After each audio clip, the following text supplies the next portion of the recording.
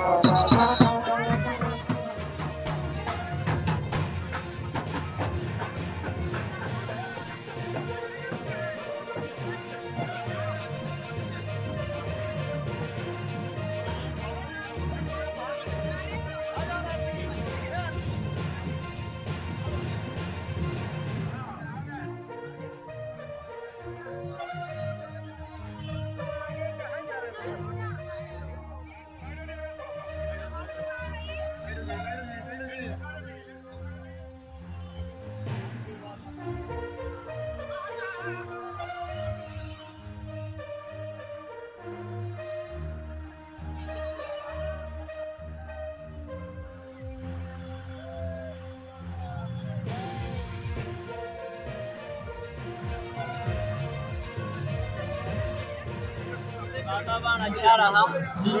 हर व्यक्ति के अंदर एक नया उल्लास, सबको एक रहना चाहिए, संगठित रहना चाहिए। धर्म समाज विखंडित विभाजित असंगठित समुदाय को एक सूत्र में जोड़ता है।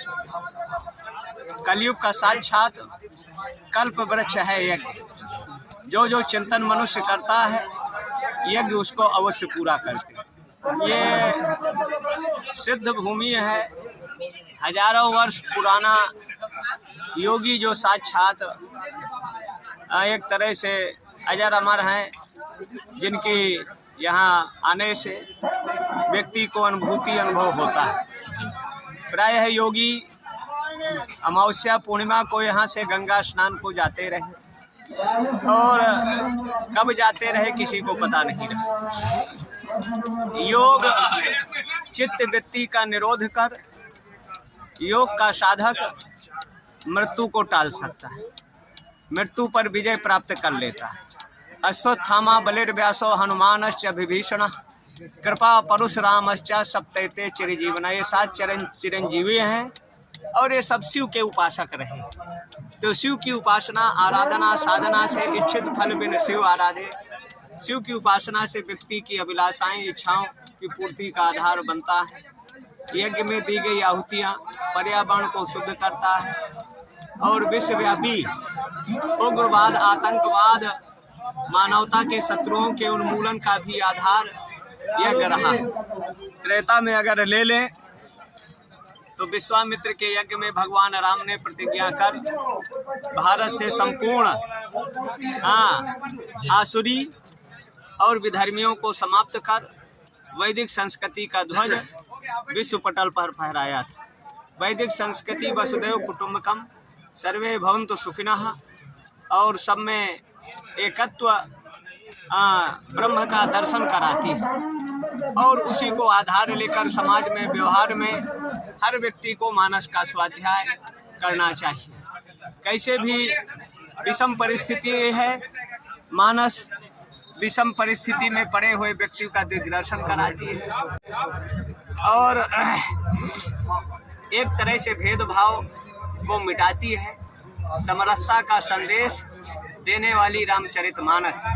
लेकिन अज्ञानता के द्रवीभूत होकर वशीभूत होकर जो मानस पढ़े नहीं देखे नहीं कि कौवा कान ले गया, कान के पीछे दौड़ने लगते हैं। ये कहीं न कहीं अज्ञानता का परिचायक है।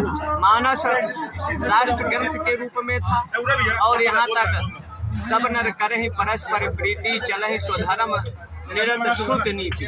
स्वधर्म का अनुसरण और राम राज्य में निषाद जैसे अछूत को भगवान राम ने गले लगाया। बिहार की सत्ता में नापित नंद समृद्धि का प्रतीक था। हरिश्चंद्र जैसे अयोध्या सम्राट को खरीदने की सवर्ण भारत के ब्राह्मण क्षत्रिय वैश्यों में नहीं थी, ये समर्थ भारत के डोम में थी। तो भारत का ओबीसी एससी हर दृष्टि से, आर्थिक दृष्टि से समृद्ध था। लेकिन वर्तमान में जो नेता हैं ओबीसी एससी का शोषण करके स्वयं में तो समृद्ध और पूंजीपति बन गए हैं। इसलिए अगर भारतीय संस्कृति को अपनाएंगे तो दलितों का शोषण नहीं होगा, वो समृद्धि की ओर अग्रसर होंगे। लेकिन जो शोषण की राजनीति है, 3 करोड़ गरीब थे, अब आज की तिथि में 84 करोड़ भारत के नेताओं ने पहुंचा दिया। ये इनके शोषण का परिणाम है। और इसलिए इस देश में समान शिक्षा नीति, समान न्याय प्रणाली और समान नागरिक संहिता, कोलोजियम सिस्टम इस देश से खत्म होना चाहिए, जिससे व्यक्ति को न्याय मिल सके। लेकिन कोलोजियम सिस्टम में 70, 80 साल छागा का आईपीसी के तहत छागा का जो है यथा स्थिति का निस्तारण में 80 साल लग जाते हैं, जो कोलोजियम का परिणाम है। जब गरीब को न्याय नहीं मिलता तो हथियार उठाने के लिए विवश होता है। इसलिए न्याय प्रणाली में भी परिवर्तन होना चाहिए। शासक कितना ही अच्छा हो, लेकिन जो करप्शन है, भ्रष्टाचार, कानून इतने घटिया है कि उनको बल मिल जाता है। और जिसका परिणाम अगर रोड बनाएंगे तो 3 महीना नहीं चलेगी। बाढ़ के नाम का पैसा अरबों रुपया खा जाते हैं और लाखों हेक्टेयर भूमि किसानों की डूब जाती है। और अगर गो आधारित कृषि को लोग अपनाएं, जो वैध संस्कृति के अनुकूल है, तो उससे भूमि उर्वरा नहीं होगी। पैदावार 2.5 से 3 गुना ज़्यादा पैदा किया जा सकता है। यूरिया फर्टिलाइजर से 15 साल के बाद पृथ्वी की उर्वरा शक्ति नष्ट होती है, वो बंजर बनती है। लेकिन अगर गाय के गोबर का, गोमूत्र का जीवामृत बना दे, मतलब 30 दिन का गोबर, 5000 लीटर जल, 1 किलो नीम की पत्ती, 10 किलो गुड़, और उसको 60 दिन के लिए ढक दिया जाए तो ये खाद 5 एकड़ के लिए होगी। अगर यूरिया में हम 10 कुंटल पैदा करते हैं तो जैविक खाद से हम 50 कुंटल पैदा करेंगे। और जब रसायन युक्त खेती नहीं होगी तो स्वस्थ समाज का निर्माण होगा। जब स्वस्थ समाज होगा, न हार्ट की बीमारी होगी, न किडनी की समस्या होगी, न बीपी की समस्या होगी, न गैस की समस्या होगी। लेकिन जितने आधुनिक भौतिक जो खादें आई, कीटनाशक आया, ये लोगों की बीमारी का कारण है और अनेक तरह की समस्याओं का जड़ है। इसलिए पुरातन सनातन गो आधारित कृषि, जो वैदिक कृषि के आधार पर था, उसको अपनाए।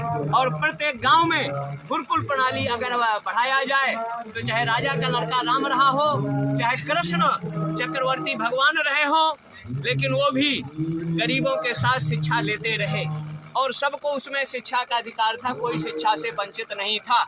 इसलिए आज इस देश में समान शिक्षा नीति की जरूरत है। यज्ञ जो होता है विश्व कल्याण, विश्व शांति के लिए होता है। इस क्षेत्र में जो यज्ञ हो रहा है, इसका परिणाम बताइए। यज्ञ में दी गई आहुतियाँ, जो पदार्थ हम जल में देते हैं उसका 1 लाख गुना फायदा हो, जो पदार्थ हम अग्नि में देते हैं उसका 1 करोड़ गुना फायदा होता है। जैसे एक फूल एक व्यक्ति को दें तो उसकी सुगंधी से लाभान्वित होगा, लेकिन अगर एक पुष्प को पीस दें, 1 लीटर जल में घोल दें और उसका छिड़काव कर दें तो 1 लाख लोग उसकी प्रखर प्रवृत्ति से लाभान्वित हो जाएंगे। अगर एक गोलकी या रेड या हरी मिर्च किसी को खिलाएं तो एक व्यक्ति उससे लाभान्वित होगा।